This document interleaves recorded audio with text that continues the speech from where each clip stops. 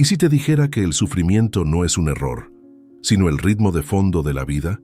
Que todo lo que intentas evitar, el dolor, la pérdida, el caos, es en realidad lo que te conecta con lo más profundo de tu ser. Nietzsche no vino a consolarte, vino a enseñarte a bailar en medio del incendio. En este video vas a descubrir por qué las mejores ideas nacen del abismo y cómo el arte, ese arte que vibra entre lo apolíneo y lo dionisíaco, puede salvar tu alma sin decir una sola palabra. Lo que viene no es una clase, es un temblor. ¿Estás listo para sentirlo? A los 20 años, Nietzsche se topa con un libro que, sin exagerar, le voló la cabeza. El mundo como voluntad y representación de Arthur Schopenhauer. No fue una lectura ligera ni accidental. Fue más bien una especie de revelación que le hizo sentir que alguien por fin había puesto en palabras ese torbellino interno que llevaba años sintiendo. Imagínate tener 20, estar hambriento de sentido y de pronto encontrarte con un autor que te dice que el mundo entero no es más que una manifestación de una fuerza ciega e irracional, la voluntad. No razón, no lógica. Voluntad, un motor que nos empuja a vivir y a sufrir. Schopenhauer afirmaba que todo lo que vemos, deseamos o tememos proviene de esa voluntad que no podemos controlar.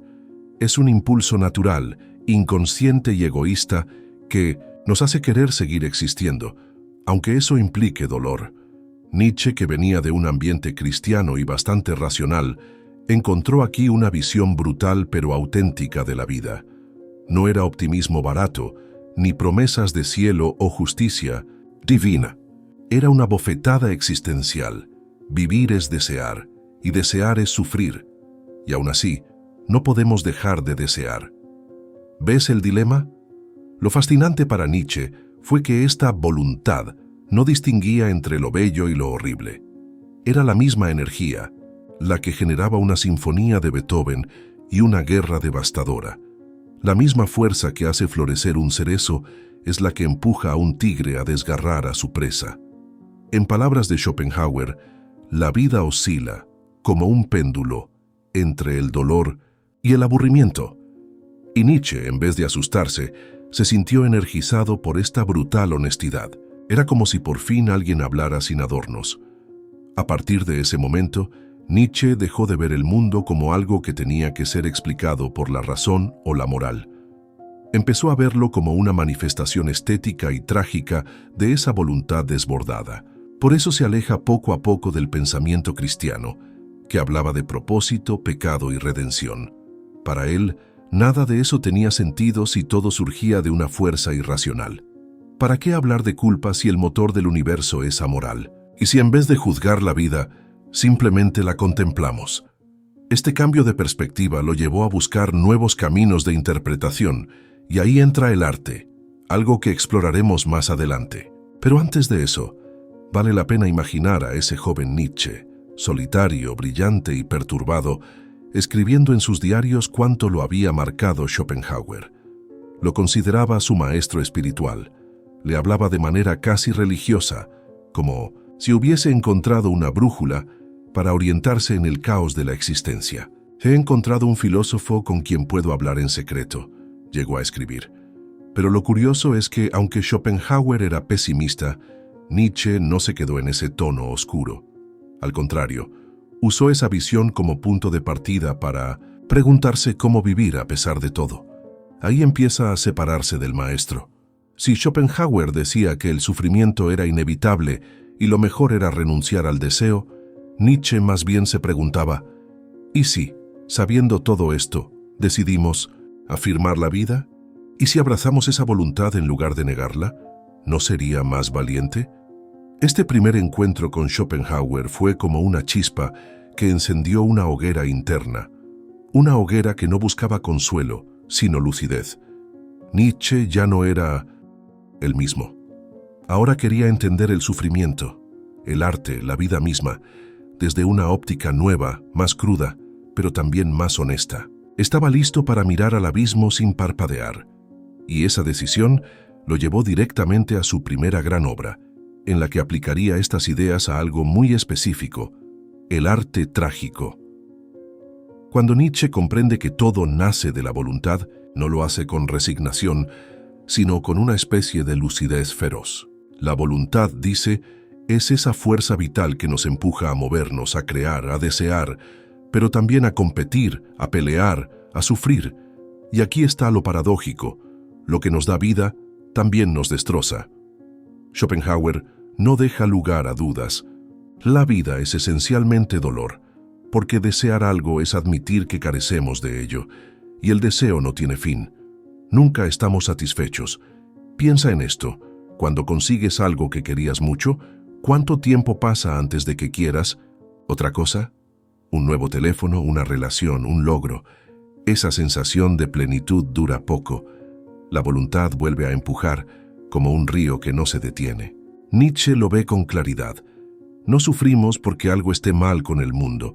Sufrimos porque la vida misma se mueve a través de esa tensión constante. Vivir es estar en falta, y estar en falta duele. Así de simple y así de brutal. Pero, ojo, Nietzsche no se queda ahí. Él no quiere que huyamos del sufrimiento. De hecho, sospecha de cualquier filosofía que prometa eliminarlo. Porque al final lo que nos hace humanos es precisamente esa capacidad de sufrir, de desear, de luchar. El sufrimiento no es un error del sistema, es la base del sistema, y esto lo conecta, sorprendentemente, con el budismo. La vida es sufrimiento, decía Buda. Pero mientras el budismo invita al desapego, Nietzsche propone lo contrario: sumergirse en la vida con todo y su dolor. Él entendía que la mayoría quiere una salida fácil, consuelo, paz, una promesa de recompensa. Pero para Nietzsche, eso era una forma de evasión. Si el dolor es inevitable, entonces la pregunta no es cómo evitarlo, sino cómo enfrentarlo, cómo darle forma, cómo soportarlo sin que nos destruya. Y ahí empieza a perfilar su respuesta, a través del arte, del coraje, de la creación, no como una anestesia, sino como una manera de transformar la herida en fuerza. Ya veremos cómo lo desarrolla. Un ejemplo cotidiano: imagina que estás enamorado de alguien que no te corresponde. Sufres. ¿Por qué? Porque la voluntad dentro de ti deseaba algo que no se concretó. Esa energía no desaparece, se transforma en angustia, en frustración, en rabia, pero también puede convertirse en una canción, en un poema, en una decisión. Para Nietzsche, eso es vital. No apagar el fuego, sino usarlo para forjar algo nuevo. Ahí está la dignidad humana, no en evitar el dolor, sino en transfigurarlo. Y claro, este enfoque no es popular. A nadie le gusta sufrir, menos aún aceptar que el sufrimiento es el precio de estar vivo. Pero Nietzsche insiste: sin esa voluntad, que nos empuja, aunque duela, no habría música, ni arquitectura, ni filosofía. No habría amor, ni historia, ni pasión. Todo lo que vale la pena surge de esa lucha interna. Y cuando uno lo entiende, algo cambia. Se deja de buscar la paz eterna y se empieza a mirar la vida como un campo de batalla sagrado. Nietzsche siente que hay una nobleza en mirar el sufrimiento de frente. Lo ve como una especie de prueba de fuego, una oportunidad de crecer. Por eso desprecia tanto las ideas que reducen el dolor a un accidente, o que lo disfrazan con moralinas. No se trata de justificar el sufrimiento, sino de reconocer que está ahí, latiendo como el corazón mismo de la existencia. La voluntad nos impulsa a querer más, a seguir, pero también a rompernos. ¿Qué hacemos con eso? Pues Nietzsche tiene una idea, y no es renunciar al mundo. Al contrario, él cree que podemos usar esa energía oscura como un motor creativo. ¿Cómo? A través del arte que no anestesia, sino que revela. A través de la tragedia que no consuela, sino que transforma. Es ahí donde comienza su exploración más profunda, que lo lleva a escribir su primer gran libro. Y es justo en ese punto donde el dolor se convierte en belleza, que empieza el verdadero viaje. Después de sumergirse en las ideas de Schopenhauer, Nietzsche decide hacer algo audaz, llevar esa visión del mundo al terreno del arte. ¿Por qué? Porque para él el arte no es un adorno ni un lujo, es una necesidad existencial. En El nacimiento de la tragedia, su primera gran obra, Nietzsche plantea que el arte es la mejor herramienta que tenemos para enfrentar el absurdo de vivir. No para negarlo, sino para soportarlo, porque cuando la vida se vuelve demasiado cruda, es el arte quien nos da forma para no quebrarnos. Nietzsche se enfoca en la tragedia griega como un modelo de sabiduría emocional. Los antiguos no huían del dolor, lo representaban en escena, lo ritualizaban, lo hacían poesía. Y eso, para él, era más que entretenimiento. Era una forma de educación del alma. Ver a Edipo, a Antígona, a Prometeo sufrir no nos hace más fríos, nos hace más humanos, porque nos vemos reflejados ahí, en sus dilemas, en sus errores, en su dolor, y esa identificación, lejos de destruirnos, nos prepara para la vida real. Una tragedia bien hecha no busca consolarte ni darte una respuesta fácil. Te sacude, te confronta. Nietzsche dice que en esas historias antiguas hay una sabiduría que el mundo moderno ha olvidado. La aceptación del sufrimiento como parte del camino. En vez de anestesiarlo con religiones, moralismos o ciencia, lo asumían con arte. Y eso, en cierto modo, es mucho más valiente, porque no estás escapando, estás bailando con el dolor. Y eso transforma todo, a todo. Pero Nietzsche no se queda solo en la historia de las tragedias griegas. Lo que realmente le interesa es lo que simbolizan. Cada tragedia es una ventana al conflicto esencial de la existencia. Ese choque entre el caos de la vida y nuestro intento por darle orden, entre el desgarro emocional y la estructura estética. Por eso dice que el arte trágico nace de la unión de dos fuerzas opuestas, lo apolíneo y lo dionisíaco. Pero de eso hablaremos en detalle más adelante. Una escena trágica tiene poder porque no simplifica el mundo. Al contrario, lo complejiza. Nos muestra que a veces no hay salida buena, que el héroe puede tener razón y aún así fracasar. Ese tipo de mensaje va directo al corazón de nuestra experiencia humana. ¿Cuántas veces en la vida no tomamos decisiones sabiendo que dolerá pero que es lo correcto? La tragedia no niega ese dolor, lo encarna, lo dignifica, lo convierte en arte. Y eso tiene un valor inmenso. Nietzsche también estaba diciendo algo muy fuerte al escribir este libro, que el arte tiene una función sagrada. No sagrada en sentido religioso, sino vital. Sin arte, el ser humano queda expuesto, sin protección, frente al caos. El arte nos permite vivir sin volvernos locos, porque no se trata de resolver el dolor, sino de volverlo soportable, comprensible, incluso bello. Y no hay mejor ejemplo de eso que la tragedia. Por eso la estudia con tanta pasión. Ennu. El fondo. Lo que Nietzsche propone en el nacimiento de la tragedia es un llamado a dejar de buscar explicaciones racionales para todo y a empezar a mirar el mundo con ojos más poéticos. Nos invita a sentir el temblor de la vida sin intentar controlarlo por completo, porque cuando aceptamos que el sufrimiento es parte del juego, podemos transformarlo en danza, en historia, en música, en eso que nos salva sin necesidad de mentiras. Este libro marca un antes y un después en el pensamiento nietzscheano. Aquí vemos a un joven filósofo tratando de abrirle los ojos al mundo, gritando, con voz elegante y firme, que el arte no es un escape, sino un modo de vivir con intensidad.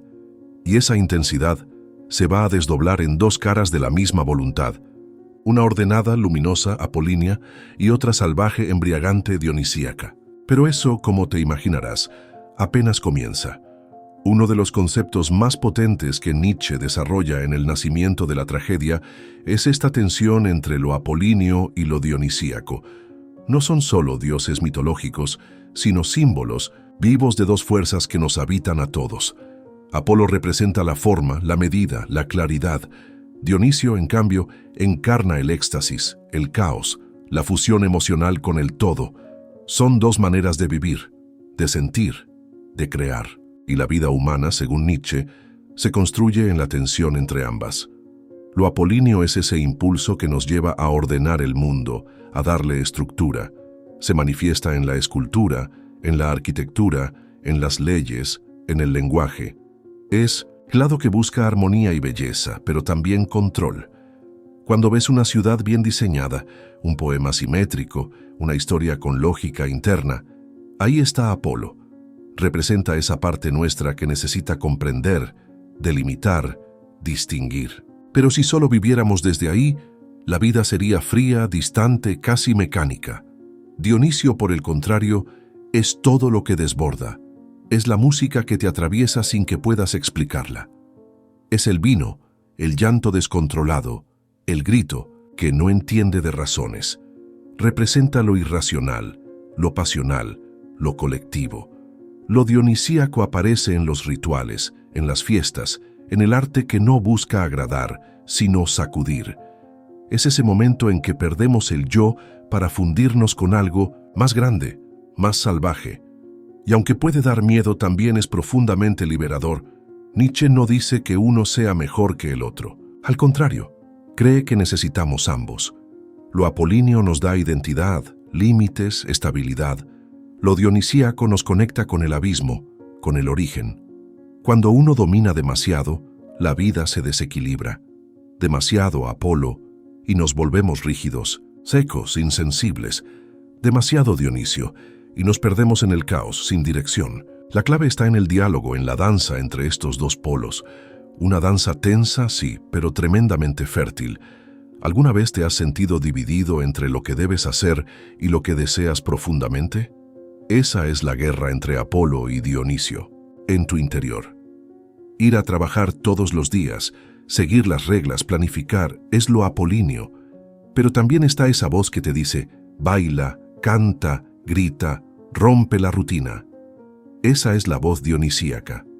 Nietzsche no quiere que silencies ninguna, quiere que escuches ambas, que las hagas dialogar, y que de esa tensión salga algo nuevo, más auténtico. En el arte esto se ve clarísimo. Una pintura bien proporcionada, serena, limpia, es apolínea, pero un concierto de rock, una obra teatral intensa, una performance donde la emoción desborda, eso es dionisíaco. Y lo interesante es que las grandes obras artísticas logran unir los dos impulsos.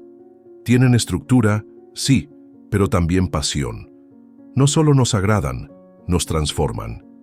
Y eso es justo lo que Nietzsche buscaba rescatar del arte antiguo, antes de que la razón lo contaminara todo. Nietzsche sentía que la modernidad estaba demasiado obsesionada con lo apolíneo, con la razón, la lógica, el orden. Y que en esa obsesión estábamos perdiendo una parte esencial de nuestra alma. Porque el ser humano no es solo mente, también es cuerpo, deseo, instinto. Recuperar a Dionisio no significa volverse loco, sino recordar que hay belleza en el descontrol, en la entrega, en la pérdida momentánea del yo. Y eso, bien canalizado, nos hace más completos, más vivos. Por eso la tragedia griega era tan poderosa, porque lograba una síntesis única entre estas dos fuerzas. No era pura forma ni puro caos. Era una obra donde el orden y el éxtasis se encontraban en escena, donde podías llorar y pensar al mismo tiempo. Y Nietzsche va a mostrar que esa combinación no era casual, era una fórmula profundamente humana. Así, vamos acercándonos a lo que él considera el arte más puro, aquel que nace de la fusión entre Apolo y Dionisio. Y la tragedia fue su máxima expresión. Para Nietzsche, el arte no es algo superficial ni decorativo, es, literalmente, un espejo de la condición humana. ¿Y qué vemos en ese espejo? Vemos una tensión constante entre el orden y el caos, entre lo que podemos nombrar y lo que solo podemos sentir. En El nacimiento de la tragedia, él explica que todo arte nace del choque entre lo apolíneo y lo dionisíaco. Son fuerzas contrarias, sí, pero no enemigas. Juntas, crean una expresión auténtica del alma humana. Separadas, nos dejan incompletos. El arte apolíneo es ese que construye ilusiones bellas, nos muestra la vida como debería ser, no como realmente es. En una pintura clásica, en un poema bien estructurado, hay armonía, claridad, proporción. Es como mirar la vida desde una ventana limpia, sin manchas. Pero Nietzsche advierte que ese tipo de arte por sí solo puede convertirse en un escape, en una forma de negar el sufrimiento. Es como ponerse una máscara para no ver la tormenta que hay detrás del vidrio. En cambio, el arte dionisíaco no tiene filtros. Es crudo, visceral, directo. Se parece más a la música que te sacude, a los gritos que no piden permiso, a la danza que nace sin coreografía. Es un arte que no busca agradar, sino revelar.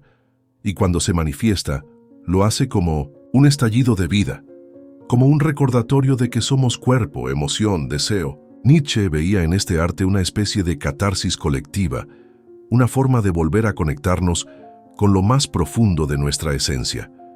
Un ejemplo muy claro de esta diferencia lo podemos ver en el teatro. Un drama bien escrito, con estructura, con personajes claros, es apolíneo. Pero si en medio de la obra el actor rompe en llanto, improvisa, se descontrola y arrastra al público al delirio, eso es dionisíaco. Nietzsche no quiere que escojamos entre uno y otro. Quiere que reconozcamos que el mejor arte es el que logra combinar ambos, que nos da una forma, pero dentro de esa forma deja espacio para lo salvaje. Hay una cita que resume muy bien esta visión. Nietzsche dice: «Solo como fenómeno estético están eternamente justificados el mundo y la existencia». ¿Qué quiere decir con eso? Que solo cuando miramos la vida como una obra de arte podemos tolerarla, porque la vida, tal como es, puede ser cruel, absurda, incomprensible, pero el arte le da un marco, le da sentido. Nos permite sentir sin destruirnos, expresar sin perdernos, resistir sin endurecernos. Y eso es fundamental para sobrevivir. Piensa en la música, por ejemplo. No tiene palabras, no explica nada, pero nos hace llorar, nos eleva, nos rompe. La música, según Nietzsche, es el arte más dionisíaco que existe, porque no intenta describir el mundo, sino sumergirte en él. Es puro sentimiento, pura vibración, y en ella desaparece el yo individual. Nos volvemos ritmo, frecuencia, energía. Por eso él valoraba tanto la música como forma de conocimiento, no racional, sino vivencial, una sabiduría que se siente. Lo más profundo del arte, entonces, no es lo que se ve o se entiende, sino lo que se experimenta. Nietzsche veía en el arte un refugio, pero no para esconderse, sino para comprender. Un espacio donde podíamos integrar nuestras contradicciones sin necesidad de resolverlas. Donde el dolor no era un enemigo, sino una materia prima para crear. El artista, en ese sentido, no es un decorador del mundo, sino un alquimista del alma. Toma el sufrimiento y lo transforma en belleza. Y justo ahí está la clave: transformar, no eliminar. El arte para Nietzsche no viene a curar el dolor, sino a darle forma, a convertirlo en danza, en color, en palabra. Porque cuando el dolor se vuelve arte, deja de ser inútil, se vuelve fecundo. Y esa fecundidad va a alcanzar su punto más alto en la tragedia griega, donde la armonía apolínea y el éxtasis dionisíaco se entrelazan como nunca antes. Pero esa historia está a punto de comenzar. La tragedia griega, según Nietzsche, fue una obra maestra del espíritu humano. No era simplemente una forma de entretenimiento, ni un pasatiempo cultural. Era, en su esencia, un ritual profundo, donde se encontraba lo apolíneo y lo dionisíaco. Allí, en ese escenario antiguo, el orden y el caos danzaban juntos. Cada tragedia era una explosión emocional envuelta en una forma precisa. Y eso no se daba por accidente. Los griegos sabían perfectamente lo que hacían cuando contaban esas historias. El coro es uno de los elementos clave. En él, Nietzsche ve la voz del pueblo, la colectividad, la emoción compartida, el impulso dionisíaco puro. No son personajes con nombre, son una masa viva que vibra con la historia. El coro representa la angustia colectiva, el lamento del mundo, el eco del sufrimiento humano. Es música, ritmo, canto, no razón, pero al mismo tiempo están los personajes individuales, reyes, reinas, héroes, mensajeros, figuras apolíneas que le dan forma a la pasión. Cuando el público griego asistía a una tragedia, no iba simplemente a ver algo bonito, iba a vivir una experiencia que lo confrontara con el dolor, con la pérdida, con la muerte. Pero lo hacía dentro de una estructura que le daba sentido a ese sufrimiento. Así la tragedia era segura, te dolía, pero no te destruía. Y Nietzsche encuentra en esto un poder transformador, porque el arte que permite sentir el caos sin perderse en él, nos prepara para la vida. Nos hace más fuertes, más humanos. Un buen ejemplo es Edipo Rey, de Sófocles. Edipo, sin saberlo, mata a su padre y se casa con su madre. Cuando descubre la verdad, se arranca los ojos. Es brutal, sí, pero no es gratuito. Toda la obra está construida con una precisión apolínea impecable. Cada escena tiene un propósito, cada diálogo revela algo. Pero la emoción que despierta, la intensidad del destino trágico, es completamente dionisíaca. Y ahí está la genialidad. La forma contiene al caos, sin negarlo. Nietzsche pensaba que los griegos entendían algo que nosotros habíamos olvidado, que el sufrimiento no debe eliminarse, sino encarnarse. Que solo enfrentándolo con coraje y con arte podemos darle sentido. Por eso valoraba tanto las tragedias, porque enseñaban sin sermonear, porque mostraban sin explicar, porque golpeaban, pero con belleza. Y esa belleza no era decorativa, era necesaria, porque el dolor necesita un canal, y ese canal era el teatro. En esas obras el espectador no era un consumidor pasivo, era parte del rito.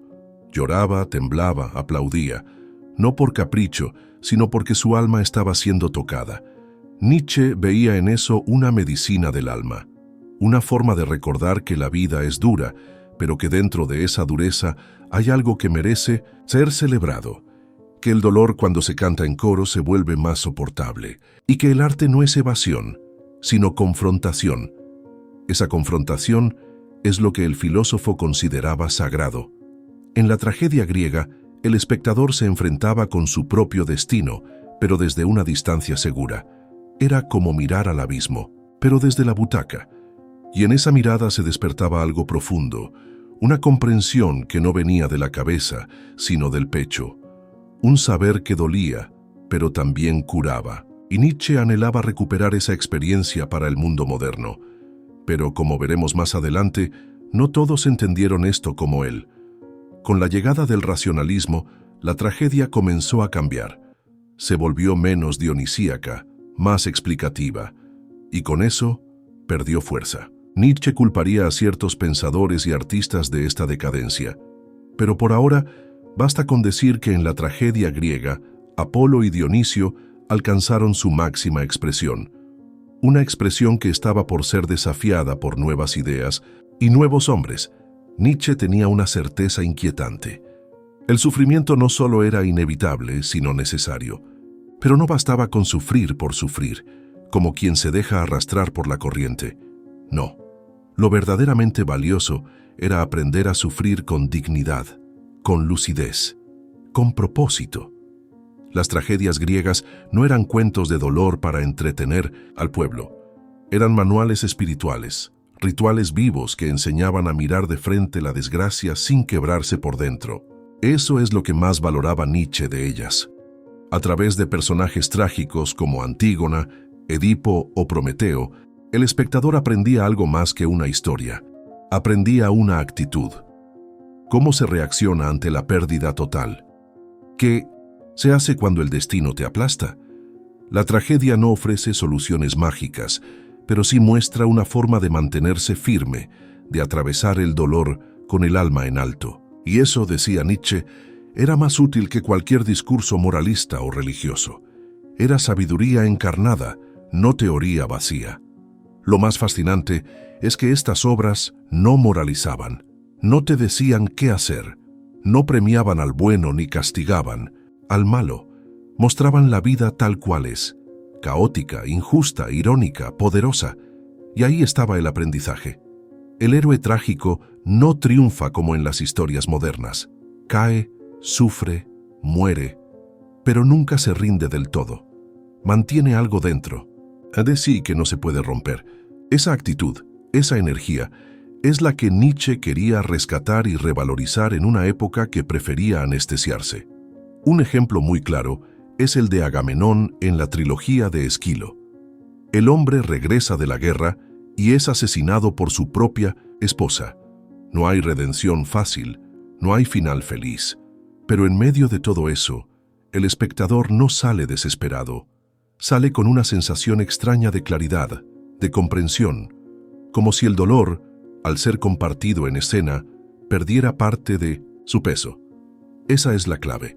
No se trata de evitar el sufrimiento, sino de darle forma, de no dejar que nos destruya por dentro. Nietzsche creía que las tragedias cumplían una función semejante a la de los antiguos ritos de iniciación. Eran experiencias que marcaban un antes y un después. El espectador entraba como una persona y salía como otra. Más despierta, más consciente, más fuerte. En el nacimiento de la tragedia, él dice que esas obras ofrecían una justificación estética de la existencia. Es decir, que el arte nos ayudaba a aceptar lo inaceptable, a mirar el mundo roto y seguir bailando sobre sus ruinas. Y aquí es donde Nietzsche se distancia completamente de la visión moderna del entretenimiento. Él no quería obras que nos hicieran olvidar la realidad, sino todo lo contrario, que nos ayudaran a enfrentarla. Para él las tragedias griegas eran una forma de terapia colectiva, una oportunidad para llorar lo que no nos atrevemos a llorar en casa, para mirar lo que evitamos mirar en la vida diaria. El teatro se volvía un espejo brutal, sí, pero también transformador. Imagina a alguien atravesando una pérdida enorme, la muerte de un ser querido, por ejemplo. En nuestra cultura actual, esa persona probablemente recibiría frases vacías como «todo pasa por algo» o «tienes que ser fuerte». Pero en el mundo griego, esa persona iría al teatro y allí vería su propio dolor reflejado en escena. No como algo a superar rápidamente, sino como algo que merece ser sentido, llorado, comprendido. Y esa experiencia, lejos de destruirla, la fortalecería. Este enfoque del sufrimiento como escuela, como prueba iniciática, va en contra de muchas ideas modernas. Pero para Nietzsche era el único camino hacia una vida verdaderamente consciente. No se trataba de evitar el dolor, sino de convertirlo en maestra. Y justo cuando parecía que esta tradición trágica podía revivir en el mundo moderno, Nietzsche nota que algo empieza a torcerse, que ciertas figuras como Sócrates y Eurípides comienzan a debilitar esta enseñanza. Pero eso lo exploraremos en el siguiente punto. Para Nietzsche, hubo un momento clave en la historia del pensamiento donde algo se rompió. Un quiebre que, a su juicio, marcó el inicio del debilitamiento del alma humana. Ese momento tuvo nombre y rostro: Sócrates. Aunque para muchos es el padre de la filosofía occidental, Nietzsche lo veía como el comienzo de una decadencia. ¿Por qué? Porque Sócrates colocó la razón por encima de todo, incluso por encima del arte y del instinto. Y para Nietzsche, eso era amputar una parte vital del ser humano. Antes de Sócrates, los griegos celebraban la vida en toda su complejidad. Lo apolíneo y lo dionisíaco coexistían. Había lugar para el misterio, para lo irracional, para lo caótico. Pero Sócrates vino a imponer un nuevo paradigma. Todo debía ser entendido, explicado, controlado. Nada de oscuridad, nada de ambigüedad, solo lógica, solo claridad. Y eso, aunque parezca una conquista del pensamiento, para Nietzsche fue una pérdida profunda del espíritu trágico. Fue el nacimiento de una cultura que negaba el abismo. Nietzsche escribe en El nacimiento de la tragedia: Sócrates es el símbolo de esa tendencia a convertir la existencia en algo comprensible, predecible, domesticado. Y eso no solo afectó a la filosofía, también contaminó el arte. Eurípides, discípulo indirecto de Sócrates, llevó ese racionalismo al teatro. Reemplazó el coro por personajes que explicaban todo con palabras. Quitó el misterio, eliminó lo dionisíaco. Y al hacerlo convirtió la tragedia en algo más parecido a un debate lógico que a un ritual sagrado. Este cambio tuvo consecuencias. La tragedia griega, que antes sacudía el alma, comenzó a volverse más liviana, más cerebral. El espectador ya no salía transformado, sino convencido. Ya no sentía la tragedia, la entendía, y eso, para Nietzsche, era una señal de alarma, porque el arte no debe explicarlo todo. A veces su función es justo lo contrario: mostrar lo inexplicable, hacernos sentir aquello que no se puede decir con palabras. Pero en la cultura racionalista, todo debía ser dicho, todo debía ser razonado. Nietzsche no odiaba la razón, lo que criticaba era su tiranía. El problema no era pensar, sino pensar que solo lo racional tenía valor. Esa reducción del ser humano a una máquina lógica le parecía empobrecedora, porque el ser humano también es instinto, emoción, impulso, contradicción, y cuando negamos eso, nos volvemos más frágiles. Por eso afirmaba que una cultura completamente racional no podía sostenerse. Era como una estatua sin base, condenada a quebrarse. Un ejemplo moderno de este problema sería cómo enfrentamos hoy la ansiedad o la tristeza. En vez de sentirlas, queremos entenderlas, diagnosticar, medicar. Queremos que desaparezcan rápido, que tengan sentido, pero a veces el dolor no tiene lógica. A veces hay que habitarlo, no resolverlo. Nietzsche diría que en ese impulso por controlar todo, hemos perdido la capacidad de simplemente ser humanos, de sangrar sin explicaciones, de bailar en medio del caos sin tener que justificarlo. Y así, lo que empezó con Sócrates siguió, creciendo en la modernidad.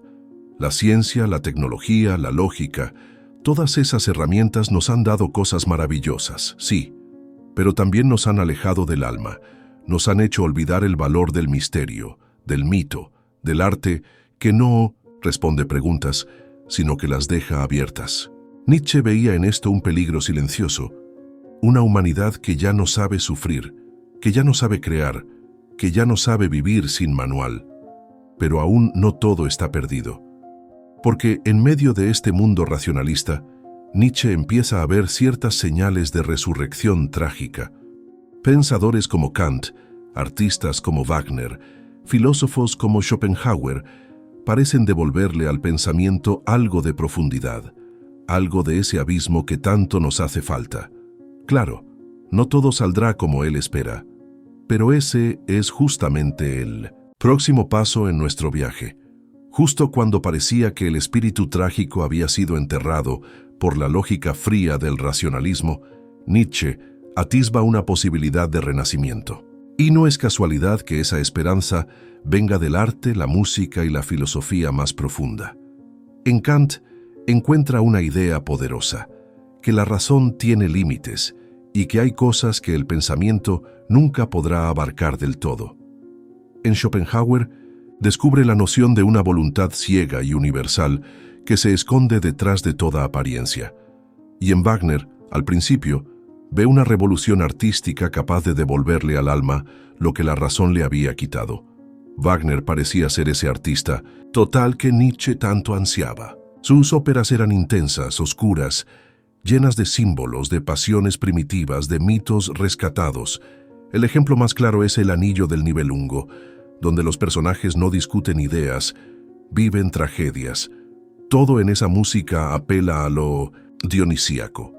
La orquesta no acompaña la escena, la devora. Y Nietzsche, por un tiempo, se emociona profundamente con esa propuesta. Ve en Wagner al restaurador del drama trágico, al nuevo Dionisio del arte moderno. Pero con el tiempo, esa admiración comienza a resquebrajarse. Nietzsche nota que Wagner, más allá de sus talentos, también está lleno de concesiones. Su arte se va volviendo cada vez más grandilocuente, más nacionalista, más cristiano. Y ahí Nietzsche empieza a sospechar que ese supuesto renacimiento era solo un disfraz más del viejo moralismo. Wagner ya no era un puente al abismo, sino un puente de regreso a las seguridades del pasado. Y eso, para Nietzsche, era imperdonable. En 1900, en su obra El caso Wagner, Nietzsche no se guarda nada. Lanza una crítica feroz al músico que antes veneraba. Lo acusa de ser decadente, de apelar a las masas con sentimentalismo barato, de traicionar el espíritu trágico por fama y aceptación. Es un giro doloroso, sí, pero también profundamente revelador. Nietzsche entiende que ningún maestro está libre de caer en contradicciones, incluso los más brillantes, incluso aquellos a los que uno ama. Y ahí aparece otro aprendizaje vital. Lo mismo le pasa con Schopenhauer. Al principio, su filosofía le había abierto los ojos, le había mostrado el sufrimiento como esencia de la existencia. Pero con el tiempo, Nietzsche ve que Schopenhauer propone resignación, negación del mundo, una especie de ascetismo casi budista. Y Nietzsche no quiere renunciar a la vida. Quiere afirmarla con todo su dolor, con toda su crueldad, pero también con su belleza. Así que también rompe con Schopenhauer. Otro vínculo que se corta, otro ídolo que cae. Estas rupturas no son caprichos. Son señales del crecimiento de Nietzsche como pensador, porque llega un punto en que uno tiene que abandonar incluso a sus maestros para poder encontrarse a sí mismo. Y eso implica decepcionarse, rebelarse, comenzar de nuevo. El Nietzsche que rompe con Wagner y Schopenhauer es un Nietzsche que ya no busca refugio en nadie. Es alguien que empieza a caminar solo, con una voz propia, con una mirada cada vez más afilada, y eso lo llevará a formular ideas aún más radicales. Aquí empieza a consolidarse el Nietzsche más famoso, el del eterno retorno, la voluntad de poder, el superhombre. Pero nada de eso habría sido posible sin pasar primero por esta etapa trágica, por ese descubrimiento del dolor como maestro, por esa admiración que termina en ruptura, porque a veces, para dar un salto real en la vida, hay que atreverse a destruir lo que antes te sostuvo. Solo así se puede construir algo verdaderamente nuevo.